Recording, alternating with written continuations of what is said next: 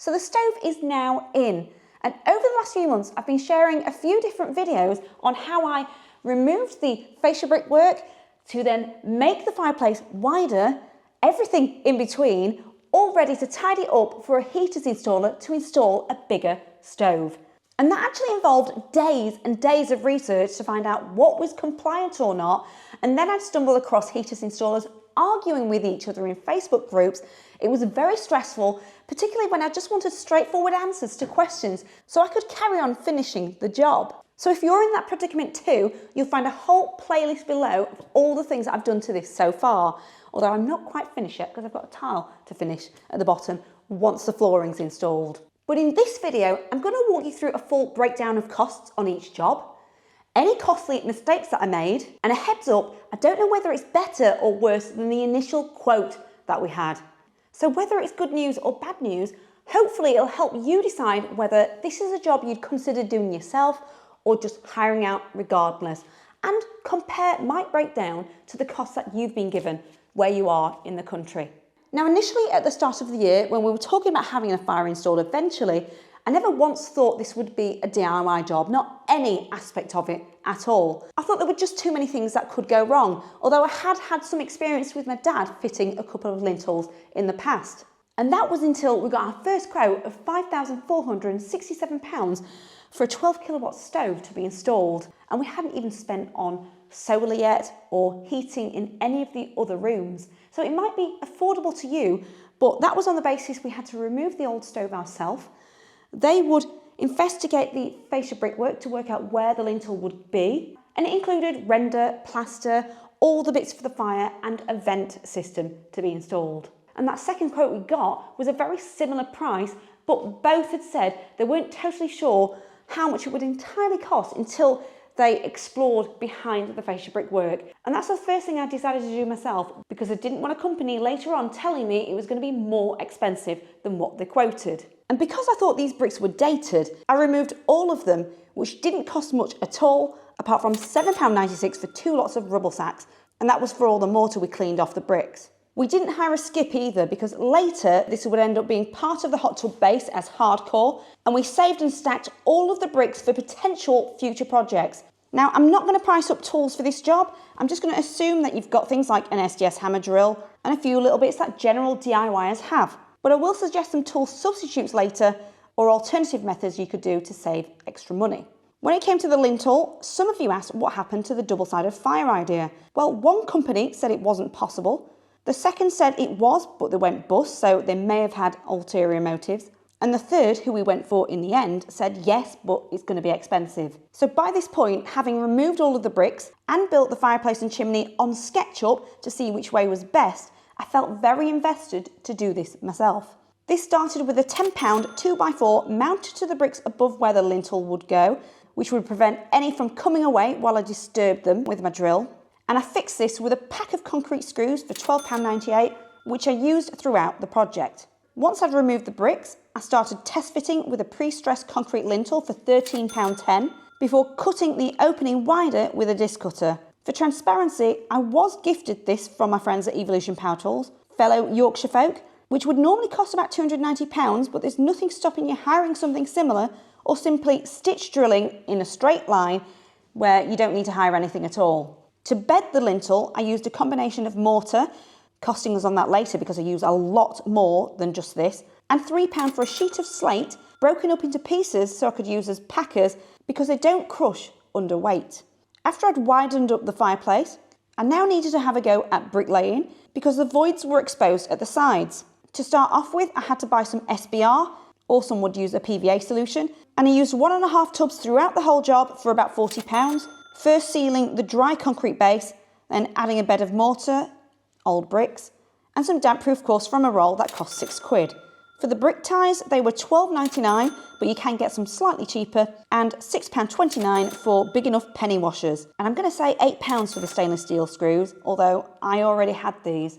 I also reused old breeze blocks, as I found plenty stacked up in the garden since we moved in. And throughout the entire job, including bedding the hearth, I used about 5 bags of sand, making it £12.90, and 2 bags of Portland cement for £26.16. But a simple shop around would probably save you a few quid there.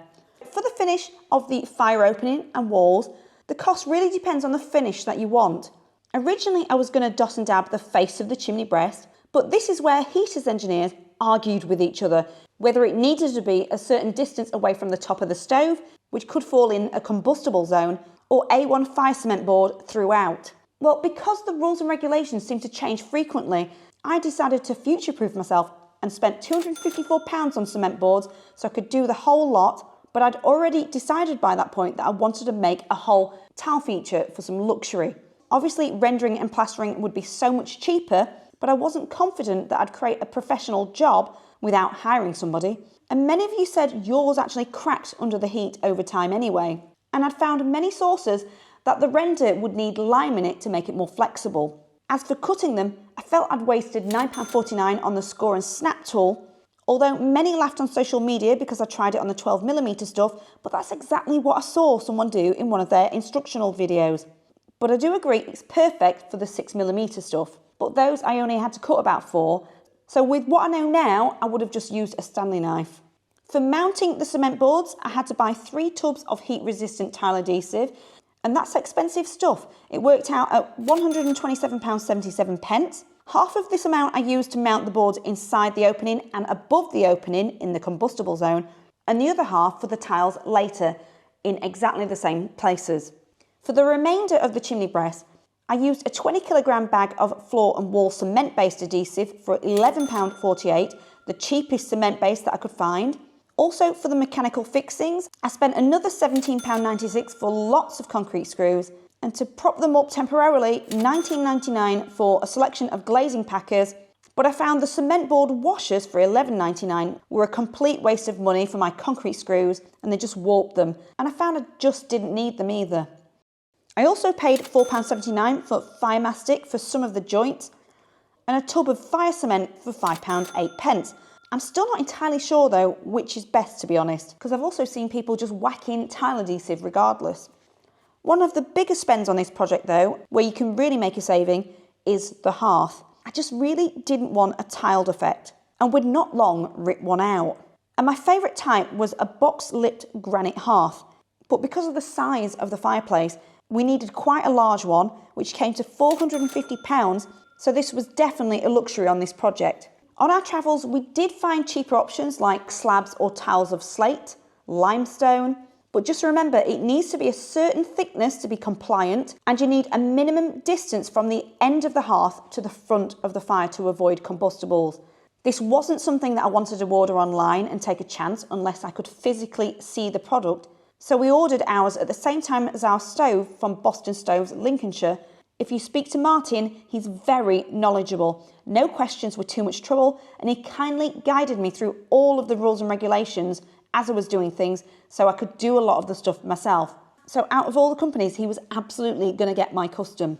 But if your fire opening is quite a standard size, definitely check out Facebook Marketplace. Not going to lie, I did have a look, but I couldn't find anything that would fit our T-shaped opening. To finish the join, I used Plumberflu silicone by GSL for £13.49, which I thought was quite expensive, and I do wonder if just regular black silicone would have been good enough. But now for the tiling. Again, this is one of the biggest luxury expenditures because we needed porcelain tiles to withstand the heat. We had considered brick slips, but I didn't like the quote of £1,500, and I was worried I wouldn't like the finish. But as most were textured, I knew cutting them would be problematic and time consuming. So I had to thoroughly do my research on this, and I took a chance on a second-hand ruby tile cutter for £50 and a new 8mm scoring wheel for £13.99. And after one fluke clean cut, but the measurement was wrong, I tried again twice with no success. But at least I know that if I sold it on, I wouldn't lose much money. However, life wasn't too bad because an old wet tile cutter that I'd acquired did the trick. Overall, yes, I went through 3 different porcelain tile blades for £36.73, but it did the job, although much longer and wetter than I wanted it to be. Next time, I'll definitely buy a waterproof apron. As for the tiles, these came in at £866.60 from Lincolnshire Tiles, also near Boston. In fact, if you go in, you'll see the display that inspired us. Initially, we'd ordered less, including an extra 10% for wastage, but because we stacked our tiles, we were left with so many offcuts that we needed to go back and order more. I had seen this in a running bond style and I just didn't like it. And with porcelain tiles, you need powdered tile adhesive suitable for porcelain. And I picked two 20-kilogram bags of super flexible stuff for £44. That's for the area out of the combustible zones. To get these plumbed to the wall, I took a chance for a £20.95 cheap spacing and levelling system from Amazon, which actually I was very impressed with. But after reading some of the bad reviews, I was so tempted to go for more expensive systems. I used 5 tile trims, which came to £75. The little finishes really do add up, but it looks very smart. And once you've tiled and it's set, that's it. You can't change it. For the grout, I could have opted for one branded as heat resistant, but it's pricey and I was limited to the range of colours. And many told me that the £15 flexible grout that I bought was perfect. I also paid £16.78 for 2 tubes of silicone to match the grout. And remember the special heat resistant tile adhesive?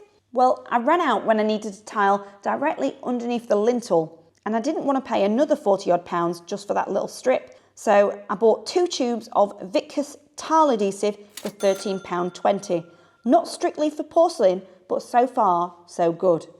So finally, what did the stove cost? We ended up buying a Chesney Beaumont 5 kilowatt X-Display from the store, which was £1,250. Now, I do wonder whether we would have been better for a bigger one. It would definitely fit in the bigger opening, but we were advised that heat is directional. Then an additional £600 for the flue liner, which was about 5 metres long, the flue itself, enclosure plate, any bits in between to fit them like fire rope, a cowl on the chimney, carbon monoxide detector, and to hire a Hetas installer to fit those, it cost £660, which not only included him fitting the fire, but also getting on the roof to fit the liner. That's something that I'd rather pay someone to do, but also testing the log burner and our Hetas certificate. Well, it's a bit cold today, so I'm going to show you how we light it, or how we've been shown how to light it. So if you look closer, we've got a Jenga style theme here and one of these wood wall fire lighters, but we also saw the engineer use one of these, which suits me down to the ground because I don't like matchsticks or lighters. And the idea is that when I light this and the softwood, it will heat the flue and then work on the hardwood after. So while that's burning, I've got my vent here open, so it will suck any air in to keep it going. If that was closed, it would just go out. So while that gets up to temperature, I want to show you the types of wood that we're going to be burning. To get the fire going, we've got some softwood kindling. Then we've also got some hardwood for the bottom as well, in big chunks. We'd also heard that these compressed logs are fantastic for heat. We're just testing those out. We got those cheap. And obviously I've got a dad with a wood yard, so I went and scrounged his softwood offcuts last week as well. 2 big bags of those for now, because we have got a lot of waiting to do for some logs to season. And that is why we've also bought this moisture detector. But that means I've got to show you outside, but look at that. The dog has been loving it. So we had another tree fall down in a storm, and Mr. TCD's been preparing them into sections. So you've got branches, bigger branches, and he's chopped things into, well, sort of logs. They obviously need to be chopped down even further, but I think we could do with a log splitter soon. And over here, through here, and this is another reason why we need a log splitter, because we've got loads. We've got 8 foot from about here to the back, full of logs piled up. And these have been here for almost a year. And what we've been doing is getting our little detector. Let's just put that on here for fun. That's a good one. Definitely wetter in the centre. So this stack here is actually recent, so this should be wet. Wow, 20.7%. Can't burn that. 26.6%. Nearly 30. So just by using our own fallen trees, this is going to save us so much more money, because a ton bag of hardwood is over £100 anyway. It's blooming cold out here. Let's go back to that fire and hopefully it's at temperature. So while we're out here, you can see it burning there, but look at the chimney. I can't see any smoke coming out of there at all. Now you might be wondering why we went for a log burner compared to a multi-fuel stove like we had before, and we were convinced that wood didn't create as much ash, and we've had this on and off for 2 weeks and we've not had to clear it out yet, whereas on the boat we had to do it every morning. Well, Mr. TCD did it every morning. This has been so much cleaner to handle. But what was the total spend? We worked it out to around £4,617, and that came out to £850.08 less than the original £5,467 quote that we had. And you can see from this breakdown where our money actually went. Obviously, it's a bit hard to compare our spend and the original quote because as we went on, we were able to prioritise where our money went, like the tiling finish we liked, and if we didn't spend there, for example, it could have lowered our final cost to around £3,117. We also opted for a more expensive hearth and a 5 kilowatt stove, not a 12. So hopefully from that chart, you can see the major areas of where you can try and save money on this project. But now you know the figures, let me know below, is this a job you'd do yourself or hire out? Well, most of it anyway. I'd still use a Hetas installer so I could get my certificate and make sure it's safe. Anyway, while I wait, I'm going to get back to reading in front of my fire with my little dog. Catch you in the next one. Bye. Aw, you like this? Do you like your fire?